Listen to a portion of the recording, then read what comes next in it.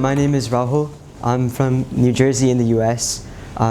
Before I start, I'd like to thank my professor, Dr. Hanarana, and I do believe that my project and the inspiration behind it, I found it through the lectures and discussions I had with her and my TA, and I'd just like to give a huge thanks to her before I continue. Okay. So this quote really resonated with me even before I found and pursued my research topic. Earth is the cradle of humanity, but one cannot live in a cradle forever. So I'd like to break this into two parts. The first part is Earth is the cradle of humanity. And I like this because it treats humanity as sort of like a baby in a cradle. And what babies do in a cradle is very important. It sets the foundation for what they do after they come out of the cradle, how they kind of live their life after the cradle. So what this means really is that humans and the scientific research and scientific innovation that we do as humans is very important, and it occurs on Earth. But then the second part of this quote, but one cannot live in a cradle forever, means that it is inevitable for humans to expand into space. It is something that we're destined to do, and in order to do it, we need efficient and capable detectors, and that's what I'll be talking about today. And we need these detectors to gather all the information we need about space to decide where to go and where to put our future missions and where to survey, basically. So before I begin, I'd like to talk about radiation in space. There are three sources of radiation that I'll begin this presentation with. The first is solar wind, and basically it's a stream of charged particles, helium and hydrogen, and it comes from the sun, obviously. I just want you to picture like a Rubik's Cube, and if you took a square of that Rubik's Cube, you could think 300 billion particles of these streams of charged particles per second. And that's what it means when it says particles per second, centimeters squared per second. The next source is coronal mass ejections, and basically these are massive bursts of the magnetic field and the plasma field of the sun, and this is 1 trillion particles per that same square on the Rubik's Cube. So there are a lot of different sources of radiation, and also they have a lot of particles coming from the same source. Third source of radiation is galactic cosmic radiation.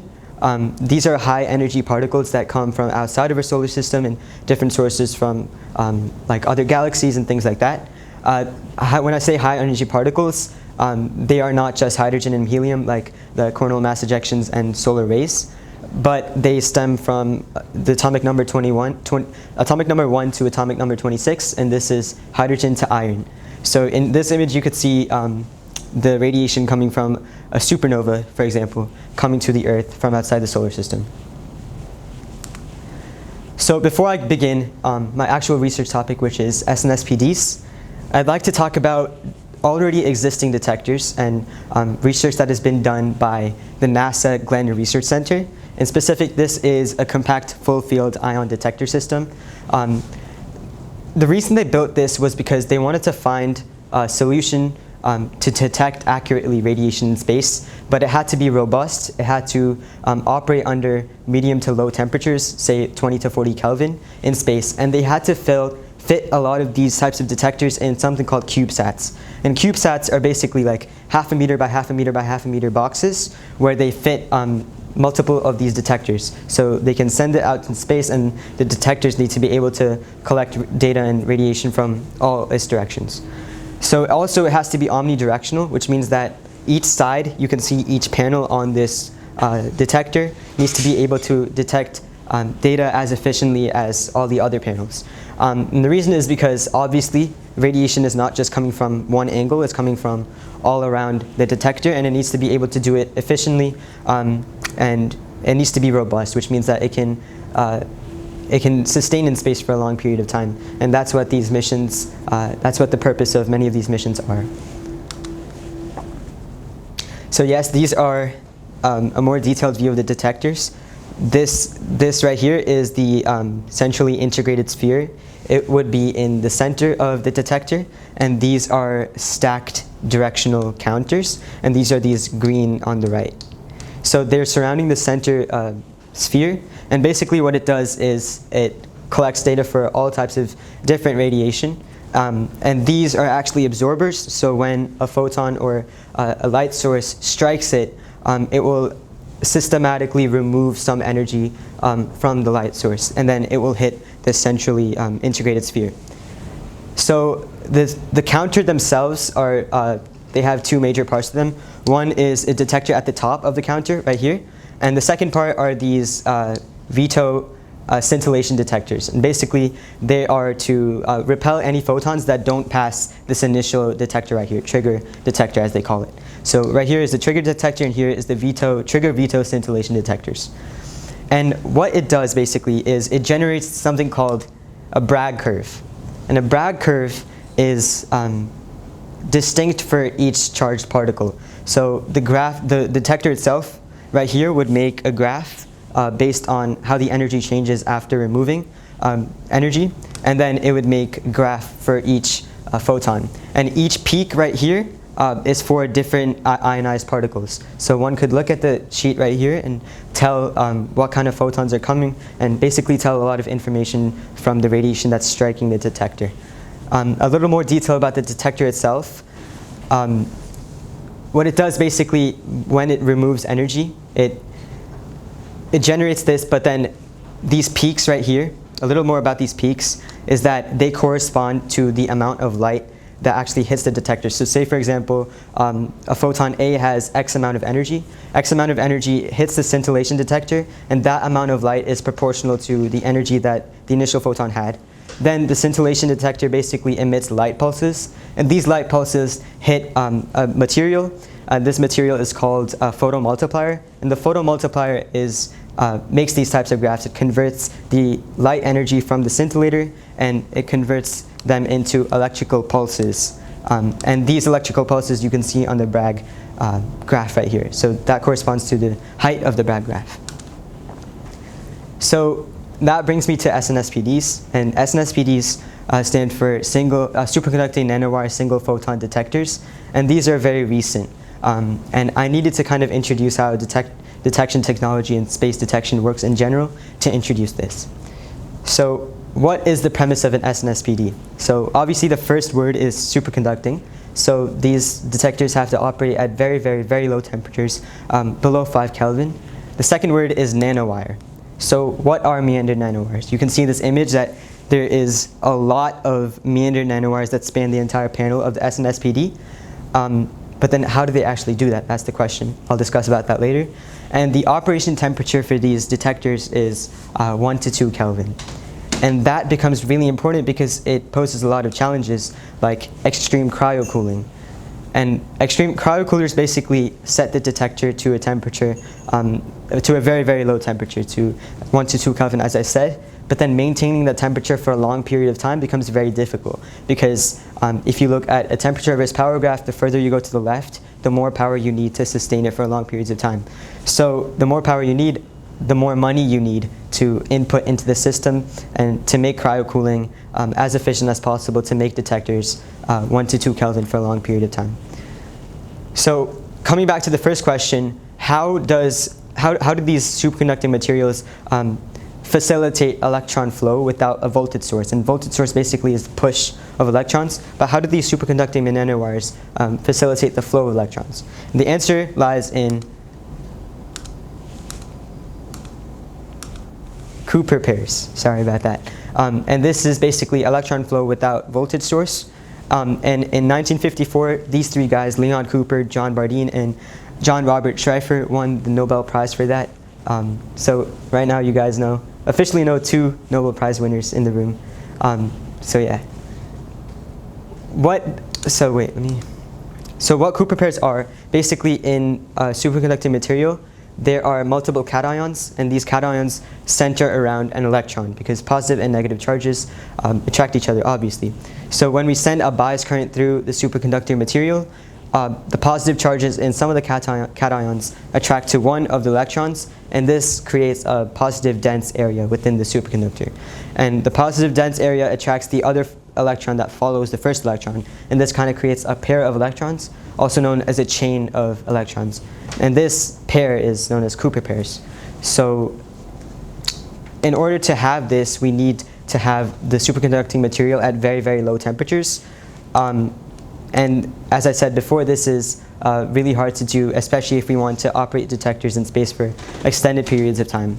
And critical temperature basically is the temperature at which below that is superconducting, the material can actually have superconducting properties. But the thing is, even if we're just slightly below, the material can have thermal excitations, and we want to remove the material of any thermal excitations because that can disrupt with the superconducting flow, and that's kind of really bad for the SNSPD. So the next section of the presentation would include certain properties of light, and then what makes it really hard for detectors to do this. Like, what are the challenges that researchers and scientists have faced in the past, and how can we kind of mitigate the effects of those challenges? So first, I'd like to talk about the polarization of light. So like matter, light can have different phases. So right here in this Poincare sphere, we can have different poles of the sphere correspond to different polarized states of light.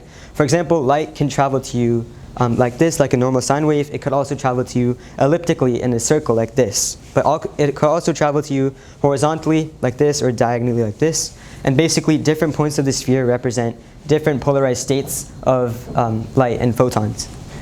And the reason I'm saying this is because detectors have faced many challenges, and one of them is being able to detect radiation of different polarized states. What do I mean when I say this? I mean that a detector can have certain challenges when dealing with vertically polarized light versus horizontally polarized light. We can see in this image that these are the different types of polarization that a detector can face. And then I'd like to also talk about this graph right here. The red line indicates the vertically polarized light, and the green line is horizontally polarized light. And we can see the minimum detection efficiency for horizontally polarized light is 46%, and in contrast to the red line, which is 67%. So obviously we see that detectors like these have faced challenges in detecting different states of polarized light. And the reason is because detectors like the one on the screen they're very unidirectional. So like this one goes from up to down, down to up. And once they deal with light that oscillates in the perpendicular direction, let's say, they face challenges, and the detection efficiency significantly decreases. So how do we train SNSPDs on polarized light? This is called a wave plate. It's made with biofringent material. And biofringent material basically is a substance or a material that has a certain refractive index. And just basic overview of refraction: when you put like a straw in water, you see that it bends, and that's what refraction is. So what refraction does, it filters out different polarized light. So you can manufacture different materials and different thicknesses to filter out, say, vertically polarized light. And the way this works is it not only depends on the thickness of the substance, but also the curvature. And that kind of dictates how refractive the material is.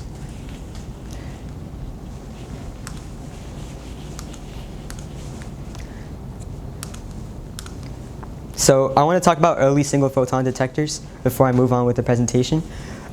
This right here is beam splitters. These are the black lines.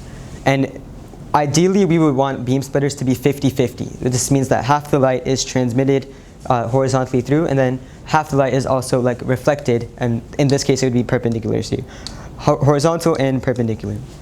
And why do we want this? We want maximum, we want to minimize the probability that two photons go in the same direction every single time.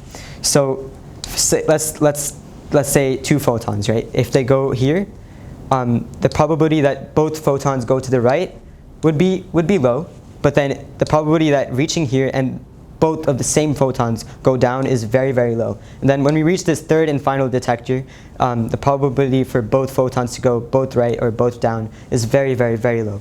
So the problem with this is that it increases, like the network that we build needs to increase with the amount of photons that come into the detector. For example, let's say 10 photons instead of 2 photons, then the probability would significantly increase. Let's say like 5 photons could go to the right and 5 photons up. There's still 5 photons, and there's only 2 beam splitters left before they reach the detectors. So we want to minimize the probability that both detectors reach the same detector, both photons reach the same detector. And the reason is because SNSPDs are single photon detectors. We want to get information from single photons. So this is really impractical, and that's why we have researched different ways to detect single photons. So yes, there's a scaling proton problem, number of photons, and maintaining a large network is really hard. We need to spend a lot of materials and a lot of money just manufacturing different networks. So I'd like to talk about applications of SNSPDs, specifically in quantum communication. So the incoming photon you could see right here, this is, and basically it contains new information. It's not introduced to the system before. This is an entangled photon pair.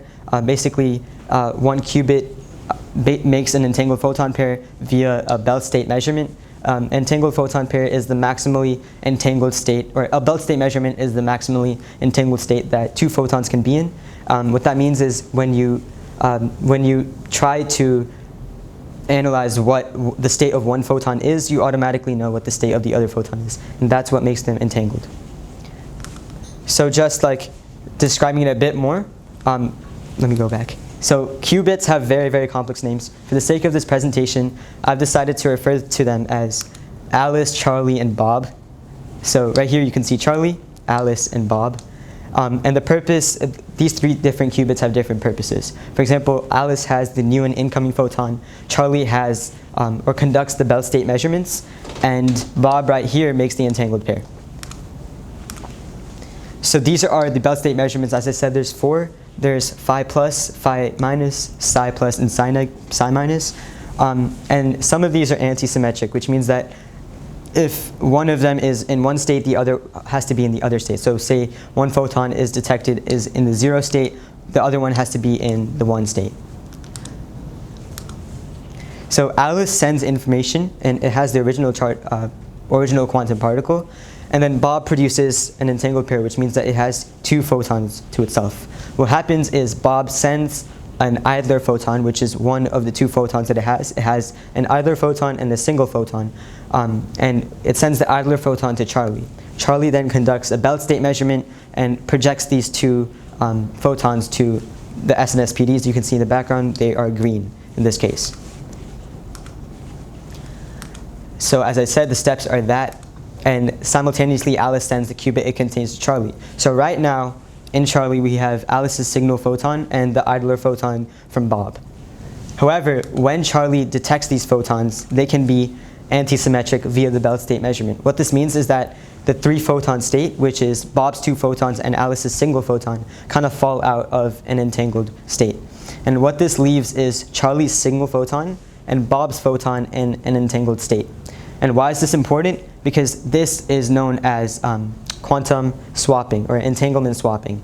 And you can see that the original pair, which was established between Bob's idler and single photon with the belt state measurement right here, is broken. And now there's an entangled pair between Alice's single photon and Bob's single photon. So the pair is different, but they're both entangled. So these are the equations. I want to just discuss, so you just get an understanding of what these equations even mean right here.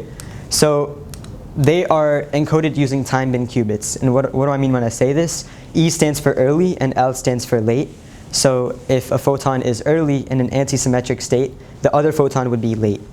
And then Alice prepares a qubit in the form of alpha and beta are basically probability vectors. And a squared plus alpha squared plus beta squared equals 1 just means that the total probability equals 1, which means that the sum of the probabilities of the photon being in the early state plus the photon being in the late state would equal 1. So Bob creates an entangled pair of photons, as I said before. The plus just means that they're maximally entangled. And they can be anti-symmetric, which would be a minus here, or symmetric, which would be a plus. So then Charlie performs a belt state measurement using beam splitters and SNSPDs. And then this is the anti-symmetric belt state I was talking about. And then once the belt state measurement in Charlie is made, it collapses the 3-photon state and establishes a new entangled pair between Bob's original photon and the photon that Charlie had, or Alice had. If this was too complicated, I know it is because it took me a long time to understand it. We have the shaking hands analogy. So if you understand Charlie in the middle and Alice and Bob on the right, Charlie kind of locks Bob's hand in place, and it basically facilitates entanglement between Alice and Bob. So SNSPD metrics is the next phase of the presentation. Basically, what makes an SNSPD good, and how can we manufacture SNSPDs that way? So first is dark counts and dark count rates. These are basically false positives. So even if a photon wasn't there, this should be like the system registering a photon as if it was there. So it would get the information of something that wasn't even there, and we don't want that.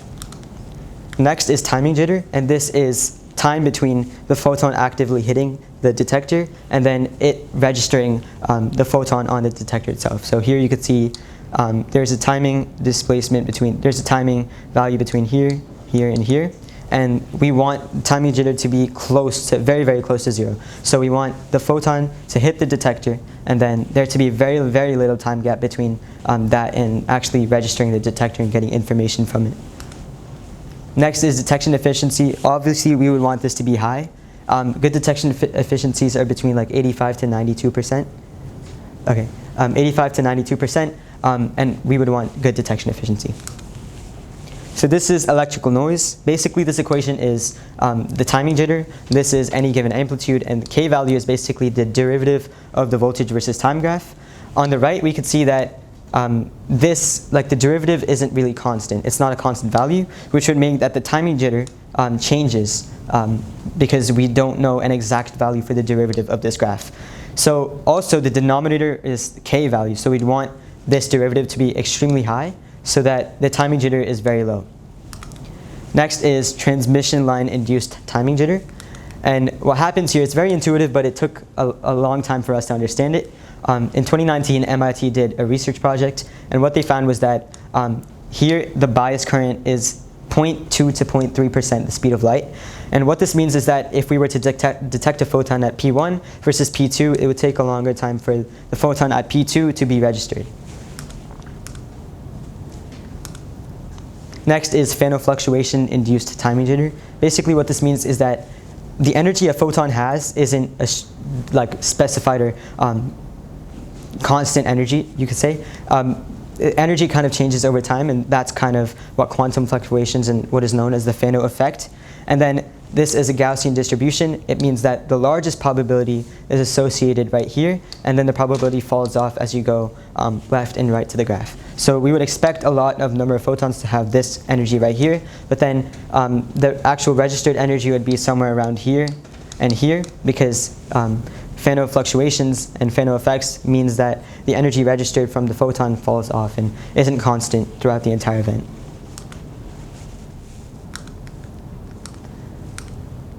So how do we mitigate timing jitter? The way we do this is by increasing the width and depth of the SNSPD itself. But the thing is, there's kind of give and take off, right? We have increasing K, but doing that would decrease the detection efficiency, which is really bad for SNSPDs. So we need to find different ways to mitigate this. So I'll be going through a very quick literature review. So currently we have NBTIN, which is niobium titanium nitride, instead of niobium nitride. And this is what I proposed, because NBTIN is very, very good at higher temperatures. And that's what we want to do. We want to have SNSPDs operate from 7K to 15K. And then currently, NBTIN detectors achieve 82% detection efficiency. So my proposal basically integrates NBTIN as the base frame for meandering the nanowires and making them effective at higher temperatures. The next is an SFQ circuit. And this is basically, in addition to the NBTIN changing the nanowire meandering itself, we propose scalable power consumption and timing accuracy, so something that facilitates better timing jitter and power consumption. And this is in single flux quantum and SFQ circuits. And what this basically does is it uses Josephson junctions, and the electrical circuit from Josephson junctions creates a switch in the third Josephson junction. And this switch basically designates this kind of particle, and this is known as a magnetic flux, and it's equal to Planck's constant over 2e. And basically, it digitizes the incident of an electron. And when you digitize anything, whether it be in SNSPDs or anything else, it reduces the timing jitter a lot. So if we integrate this with NBT ion films, we could not only get timing jitter lower, but we could also increase detection efficiency. These are just the Josephson equations, so if you want to study them, they're here right now, but yeah. Next, the MIT Lincoln Laboratory basically expanded on the SFQ concept. And what it did was it integrated a lot of these SFQs. For example, in SFQ7E, there is 20 million Josephson junctions per centimeter squared. And that is a very, very, very tiny picture. And it was like made with costly instruments. We would want to get a picture of nanowires like this. It would require costly instruments. So yes, 20 million Josephson junctions per centimeter squared. And basically what Josephson junctions are really good at is by power dissipating. It doesn't consolidate power into one area. And that's really bad for SNSPDs if you consolidate power, because it increases thermal excitations at one point, and it kind of disrupts the flow of the bias current throughout the SNSPD. So this is an image of the MIT Lincoln Laboratory. Yeah. So the last thing I propose is ferromagnetic systems. And what happens in SNSPDs is that there is some sort of vortex that happens. And what a vortex means in SNSPDs is that they have thermal excitations. And thermal excitations are really bad for nanowires, because the system will think that thermal excitations are the incident of a photon, and photons contain energy, and so do thermal excitations. So we want to reduce the number of thermal excitations, and the way we do this is through integrating ferromagnetic materials. And ferromagnetic materials basically pin the vortex down and mitigate the effects that they have on the SNSPD. So the material I propose to use is NiCu, which is nickel copper, and it's an alloy. So integrating this with an SNSPD would be really beneficial. And here's what I said: thermal activation of vortices, and the solution is vortex pinning. So this methodology, basically, it's a proposal, and the methodology basically includes all of the best elements of what I've talked about. And yet, the machines that are required to do this are very, very, very expensive. So if I was to run results at home, my parents would get very mad, because they would need to spend like billions and billions of dollars to run this results and methodology. So I would need to reach out to like undergraduate universities that have electron beam lithographers, gases like these on the screen. I don't think they are here, but gases where you can actually make and manufacture the SNSPD by hand. And yeah, so the actual methodology would take a long time, but my research has proposed a design that would operate efficiently at higher temperatures, but also have low timing jitter and very low dark count rates. So thank you very much. Thank you for your attention. Thank you so much, Rahul. It's a really difficult quantum mechanical presentation to be done post in the afternoon session. I think you did an excellent job at that. Thank you for the information. Any questions? Please go ahead. So Rahul, you didn't talk much about the frequency of the radiation. So with one nanowire detector, how much of the electromagnetic spectrum could it cover? Presumably not everything from X-ray to infrared. Yeah, that's actually a great question. Thank you for bringing that up, because so nanowires in general, they want to detect, like ideally they would want to detect across this spectrum, but this is kind of implausible. And what they've had difficulties with is being sensitive to very high wavelengths, because high wavelengths on the spectrum correspond to low frequencies and therefore low energy. So being sensitive to low frequencies and high wavelength means that they're suited to detect like the higher frequency and higher energy photons. But currently I don't know if like they have the capability to detect like gamma ray photons, because they contain a lot of energy and they might disrupt the bias current. But I know that they're capable of detecting from 1,550 nanometers, like the wavelength being that, to visible light and ultraviolet light. But I don't know about gamma rays and things like that.